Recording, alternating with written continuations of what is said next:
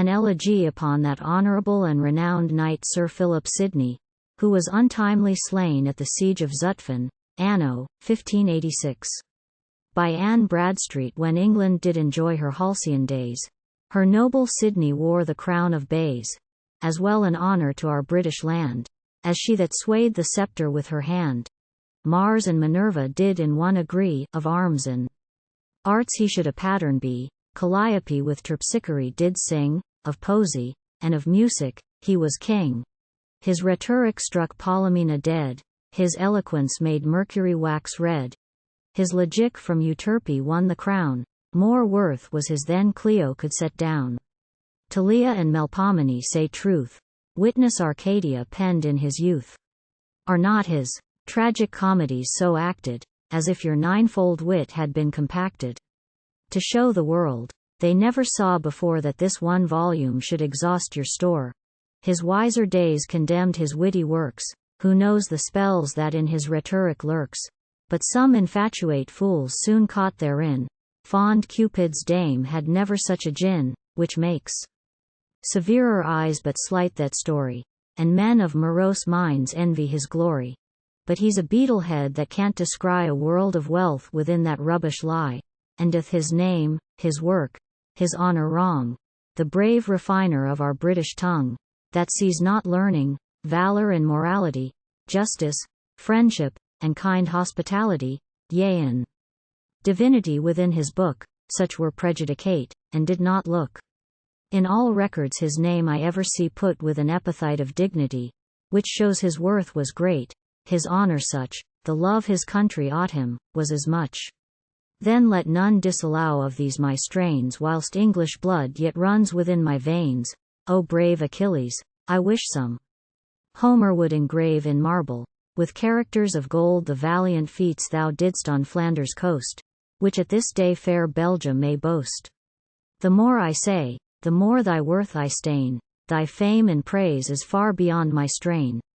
O Zutphen, Zutphen, that most fatal city made famous by thy death, much more the pity. Ah, in his blooming prime death plucked this rose ere he was ripe, his thread cut Atropos. Thus man is born to die, and dead is he, brave Hector, by the walls of Troy we see. O who was near thee but did sore repine, he rescued not with life that life of thine.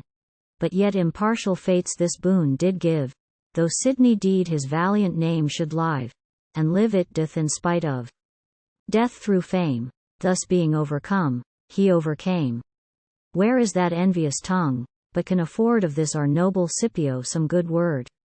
Great Bardas this unto thy praise adds more, in sad sweet verse, thou didst his death deplore. And Phsnx Spencer doth unto his life, his death present in sable to his wife.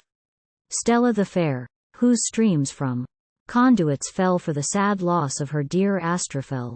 Fain would I show how he fame's paths did tread, but now into such labyrinths I am led, with endless turnas, the way I find not out, how to persist my muse is more in doubt.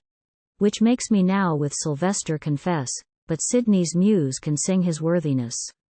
The muses' aid I craved, they had no will to give to their detractor any quill, with high disdain, they said they gave no more, since Sidney had exhausted all their store. They took from me the scribbling pen I had, I to be east of such a task was glad.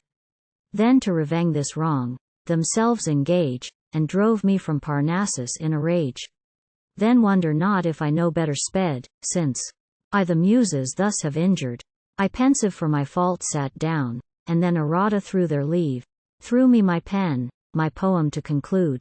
2 lines they deign which writ, she bade return to them again.